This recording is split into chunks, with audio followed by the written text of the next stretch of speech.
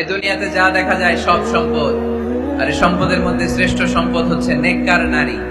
তাই বোনদেরকে যেন আমরা কোরআন সুন্নাহর পথে আসার সুযোগ করে দেই, তাদেরকে যেন ইসলামী লেকচার পড়ার সুযোগ করে দেই, ইসলামী বই পড়ার সুযোগ করে দেই।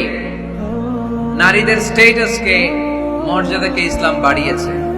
ইসলাম বলেছে খায়রুকুম মান বুখিরা বিল উনসা, যে ঘরের প্রথম সন্তান কন্যা, ওই ঘরটারে বরকত দিয়ে ভরে দেয় কে?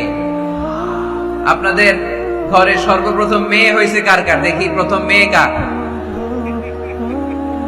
মাশাআল্লাহ, আমারও দুই মেয়ে, আপনারও দুই মেয়ে, মাশাআল্লাহ। হাত নামান চড়াঙ্গার ভাইরা, হাত নামান।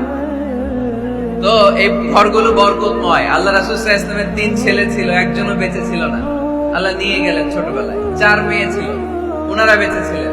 রুকাইয়া, যায়নাব, উম্মে কুলসুম আর ফাতিমা। আওয়াজ করে পড়েন সুবহানাল্লাহ। ফাতিমা রাদিয়াল্লাহু তাআলা আনহাকে আল্লাহ রাসূল সাল্লাল্লাহু আলাইহি ওয়াসাল্লাম খুব বেশি ভালোবাসতেন। আল্লাহ রাসূল সাল্লাল্লাহু আলাইহি ওয়াসাল্লাম বলতেন, ফাতিমা তু বিদউন মিন্নি, ফাতিমা আমার কলিজার টুকরা।